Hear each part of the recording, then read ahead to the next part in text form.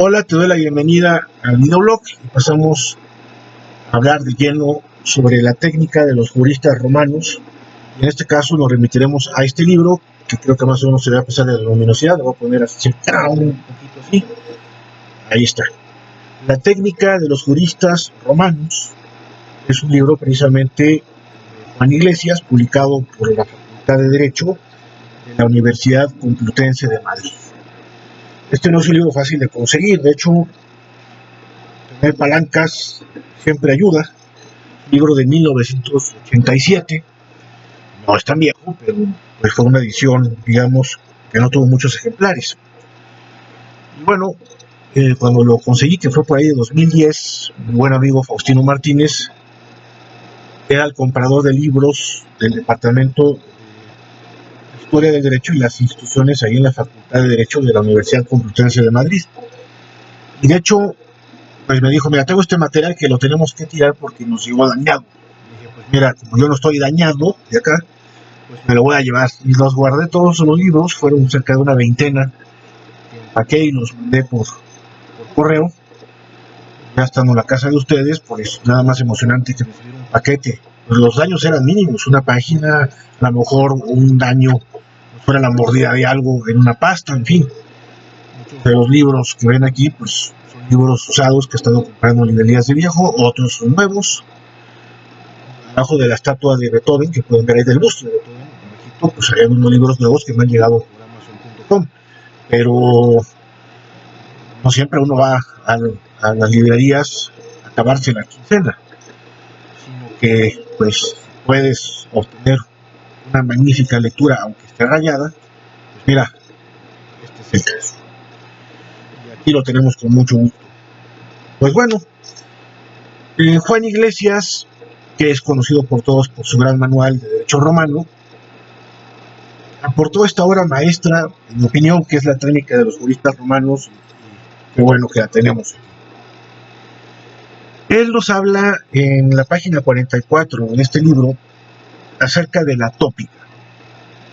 La tópica que fue recordada en los años 50 por Theodor Fiebig en este otro libro. Aquí vamos a ver si todavía podemos hacer el contraste un poquito para que pueda ver. Bueno, lo cierto es que tendremos que abordar de qué va esto. Y mientras se alcance a leer los libros y les sea su servidor, pues ustedes estarán satisfechos. La tópica es un método, una forma de razonar.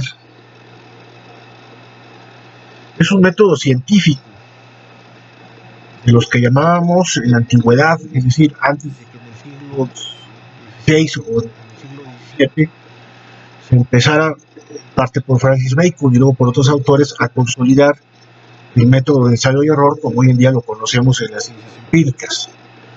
Hay que recordar que cuando también hablamos de ciencia, hablamos de mero conocimiento. Esto le chirriaba terriblemente a don Gustavo Bueno. ¿Qué le vamos a hacer? Era un racionalista muy convencido de ello, y a las ciencias humanas pues las veía con cierta reserva, porque a fin de cuentas tiene un elemento muy subjetivo. De hecho, en las ciencias humanas, a los historiadores nos queda claro que nunca vamos a encontrar la objetividad en el pasado. Primero porque no hay documentos químicamente puros. Los documentos requieren ser interpretados. ¿Podemos acudir al documento? Por supuesto que sí. De hecho, la historia tiene que hacerse en los documentos. No es historiador quien no se ha sentado en los archivos y ha dedicado un buen rato a ello. Será en todo caso un comentarista de lo que hacen otros historiadores. Y si vamos a citar a otro historiador, es por el rigor con el cual éste se ha documentado. Cuando hay referencia siempre a otro historiador es en virtud de su aparato crítico, en virtud de que ha tenido un trabajo disciplinado que lo lleva a conclusiones, a menudo ciertas en la medida de lo posible, repito, o que interpreta correctamente los documentos.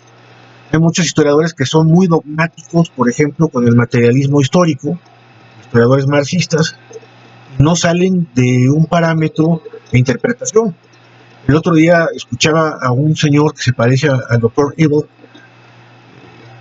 IFE, no me acuerdo, una cosa así. Vamos, cuando lo vi, tuve que cambiar de canal porque me dolía el abdomen de las carcajadas, ¿no? Pero en fin, era como un personaje misterioso, de esos que hablan de conspiraciones. Y además el tío muy peculiar, repito, como el Dr. Evil, que estaba por ahí en una serie de películas que representaba Mike Myers, by the way, ¿no? Bueno, y él decía, yo sigo el método racional, que es la tesis, la confronto con la síntesis y llego, perdón, la confronto con la antítesis de la tesis a la antítesis para llegar a la síntesis. Mire usted, si la tesis es la correcta o lo más cercano a lo verdadero y la antítesis es lo más cercano al error, usted está llegando a un disparate en conclusión, porque peor que las mentiras son las medias verdades, o en todo caso hablaremos de medias mentiras con media verdad. Vamos, es una locura, ¿no? La lógica por algo existe, uno tiene que aprender a pensar. Claro, él lo dice esto y el que estaba ahí decía buena, era como una especie de sumiso ante el señor intocable, ¿no? Ante ese personaje, repito, con una casaca muy curiosa del doctor Edo. Allá él, ¿no? Lo que sí les puedo decir es que con esto no podemos explicar la historia.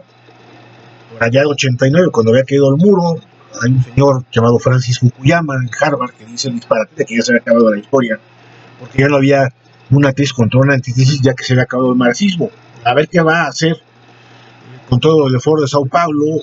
Aquí en México ya empieza a ver la tentación comunista sobre pretexto de la crisis que estamos padeciendo con la pandemia, y en España Pablo Iglesias, el partido comunista llamado Podemos, que es un partido de un comunismo postmoderno muy peculiar, pues ya está buscando hacer expropiaciones y va a salir como Hugo Chávez, no lo duden, diciendo expropiese porque ahí vivió Simón Bolívar. Estamos atentando contra la propiedad. Yo me acuerdo cuando estaba en el Instituto Nacional de Ciencias Penales que había un criminólogo que era sociólogo de formación, con una estructura totalmente marxista en su mente, que decía que lo que causa el delito es la propiedad y la herencia. O sea, ¿no? Depende, ¿no? Si mataste a tu abuelo para obtener la herencia, sí, pero la herencia per se es una transmisión de la propiedad. La propiedad tiene que tener un sentido social, sí, pero la propiedad es un derecho natural, secundario si ustedes quieren, pero a fin de cuentas es algo natural a la persona que se apropie de cosas para aprovecharlas. No se trata de que un loco como Rico MacPato nada más acumule por acumular. El empresario suele darle trabajo a otros. La aportación de riqueza ayuda a que se satisfagan las necesidades económicas en un estado determinado. De hecho, la finalidad de la economía es el mero bienestar. El último del hombre es la felicidad, el bien ser. Es algo mucho más profundo. Cuando solo se nos habla de bienestar, es que hay una limitación que tiene mucho que ver también con una cognición muy propia del materialismo histórico. Hombre, es ver las cosas como los caballos de carreras, ¿no? Estar así, o el caballo de picador, que incluso está totalmente tapado, ¿no? Confiando que el jinete no lo va a dejar a la suerte del toro. En fin, no es que aquí clase de lógica, solamente se los dejo ahí para pensar. Pero es un señor que diga que yo enfrento una tesis, la confronto con la antítesis y llego a la síntesis, pues es para ya ponerle una camisa de fuerza y tranquilizarlo, ¿no? En fin, afortunadamente no es el caso ni de Juan Iglesias ni de Teodor Fiebre. La tópica, repito, era un método científico de la antigüedad. Un método científico que es retórico, y él nos señala, entre paréntesis, tópico, que fue transmitido principalmente por Cicerón, y que luego va a ser recordado por Juan Bautista Vico en 1725. Hacia 1950, 51, 52, y se acordarán de una de las lecturas que les pasé justamente de mi amigo Faustino Martínez sobre formas de argumentar el derecho. El profesor Martínez nos recuerda por ahí de que Luego de la Segunda Guerra Mundial, pues hubo un colapso del positivismo. Por eso es incomprensible que todavía haya positivistas. Así como muchos ya están diciendo que después de esta pandemia el mundo no va a ser igual, pues el mundo no debió de haber sido igual después de Auschwitz o de los Gulag de la Unión Soviética. Aunque los Gulag de la Unión Soviética medio se conocieron con Solzhenitsyn. Sin embargo, pues en Francia o en España había todavía comunistas convencidos, bueno, también en Italia, en Portugal, que no daban su brazo a torcer y que preferían negar la realidad y desacreditar a Solzhenitsyn en sus obras del archipiélago Gulag. Afortunadamente, hoy en día eso está muy claro, aunque vemos comunistas en la práctica. Ahí está, repito, Pablo Iglesias en España, y espero que aquí en México los que tienen esa larva en su interior pues la sigan conservando ahí, y que esto que hayan cerrado los centros comerciales no sea más que para la contención de la pandemia, ¿no? Los centros comerciales no solamente tendrán tiendas de burgueses o de fifís, no quiere decir otra cosa más que los afrancesados en los tiempos de Porfirio Díaz. Los centros comerciales, pues hay bancos, incluso hay sucursales, no sé cómo llamarles, de la tesorería. Si Claudia Sheinbaum no quiere que haya ingresos por parte de la tesorería, pues muy bien. De hecho, en las crisis lo mejor es evitar el cobro de impuestos. Incluso el SAT tiene algunas oficinas de atención al público en centros comerciales. Vamos a ver si el gobierno federal también está dispuesto a no querer cobrar impuestos en este mes. Eso es lo más razonable porque no hay productividad. Y si encima de todo al que no produce lo exprime el papá Estado, pues ya que le siguen. Esto no va a ser nada más recesión, sino que podemos caer en una depresión como la de 1929. Pero cierro este paréntesis. Y vuelvo a que ante el fracaso del positivismo, pues empezaron a surgir las teorías de la argumentación. En el artículo de Faustino Martínez encontrarán que él empieza abordando el libro de la tópica de Fiebig. Precisamente Fiebig parte de las aportaciones de Juan Bautista Vico en 1725. Una obra que nos acerca de nuevo a la retórica. Fiebig retoma esto porque él está consciente que los juristas romanos habían trabajado de alguna manera así. Fiebig, por algo, va a titular a su libro Tópica y Jurisprudencia. Y nos dice nuestro buen amigo Juan Iglesias lo siguiente, y leo textualmente. Tesis central de Fiebig es esta: el pensar jurídico se orienta hacia problemas, hacia cuestiones concretas. Esto es muy importante. Ya habíamos señalado que los romanos no hicieron un derecho de instituciones, aunque muchos autores hayan clasificado sus libros así. De hecho, por aquí debo tener, en un segundito,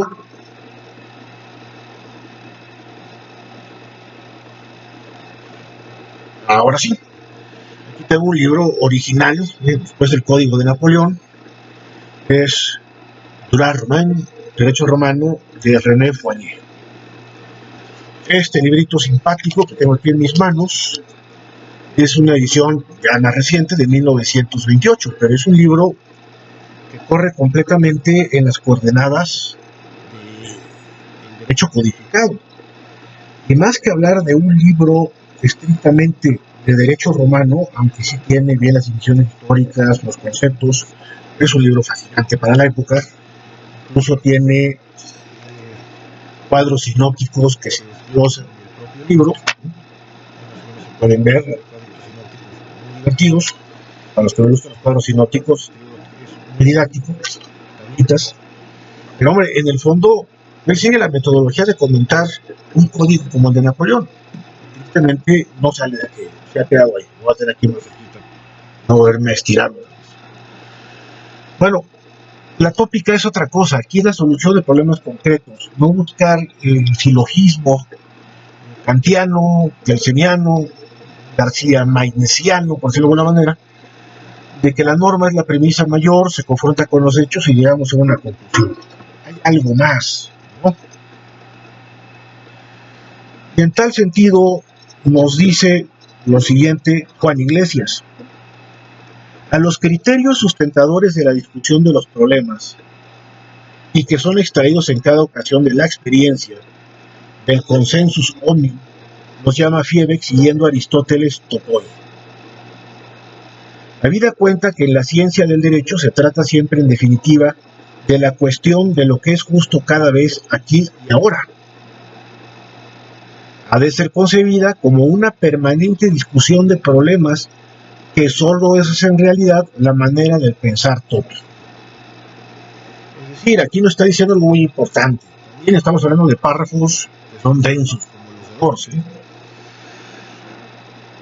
Nos señala, pues, entonces, que hablamos de una permanente discusión de problemas. Discutimos sobre el problema. Vamos a trasladarlo al presente de la pandemia. Tiene que haber a fuerzas en cada país, o en la Organización Mundial de la Salud, o en el equivalente, si es que lo tiene, la Unión Europea, o donde sea,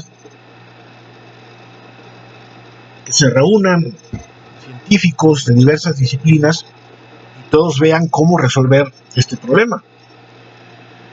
Hay una discusión. Es un problema que se va a ver desde diversos enfoques. Por ejemplo, la logística. ¿Cómo nos va a llegar a todos el alimento? ¿Cómo nos tienen que llegar los exámenes para ver si portamos o no el SARS-CoV-19? O bien, en el caso de tomarnos la temperatura, para que no podamos contagiar a otros, seamos apartados de un grupo, por ejemplo, antes de abordar un avión, y bueno, pues seamos sometidos al test, y en su caso, aunque sea negativo resultado, pues tratarnos de la gripe, el catarro, la faringitis o lo que tengamos, ¿no? Verán que por ahí ya de hace 15 días, pues nos vimos porque yo tenía una molestia en la garganta y dije, pues, mira, si nos dicen las autoridades que más vale pecar de prudentes, pues seamos prudentes. No andemos ahí repartiendo bichos a pobres estudiantes, ¿no? No se trata de eso, en absoluto. Bueno, cuando se reúnen todos los sabios, pues tienen que pensar. La logística lo que busca es que se den soluciones de la manera más eficaz posible cuando se cuentan con los menos recursos posibles. Es algo que viene de la doctrina militar. Cómo llevar los recursos a los militares. De hecho, el gran éxito que ha tenido en la historia de la guerra de los Estados Unidos no es por la valentía de sus soldados o por la astucia de sus generales, sino por su gran capacidad logística. Después, todos los gringos son los padres de las cadenas de producción. El proyecto Manhattan es una hazaña de tal carácter. ¿Qué decir de la llegada del hombre a la luna? Bueno, pues tiene que haber gente que esté pensando en ello, en cómo se abastece, dónde los ciudadanos de la Ciudad de México encontramos los alimentos. Había un libro escrito por dos muchachetes del sexenio pasado que decían, es que no es posible que se utilizaran parques para que ahí se distribuyera la mecánica, los camiones, la maquinaria pesada para la atención de los derrumbes de edificios. Pues miren, señores, es que tuvo que improvisarse. Eso es justamente la logística. En todo caso, mis queridos amigos, en vez de criticar lo que algunos con ingenio lograron improvisar para salvar vidas o evitar que hubiera efectos más graves luego de los sismos, pues, señores, hay que hacer un atlas en la Ciudad de México para ver con los urbanistas qué lugares se pueden prestar para poner hospitales de campaña, qué lugares pueden atender cualquier urgencia. Esto es analizar un problema desde diversas facetas, desde diversos puntos de vista. Eso es la tópica. Y sobre ello vamos a profundizar en el siguiente video. Mientras tanto, como siempre, pues salud y paciencia. Mando un abrazo.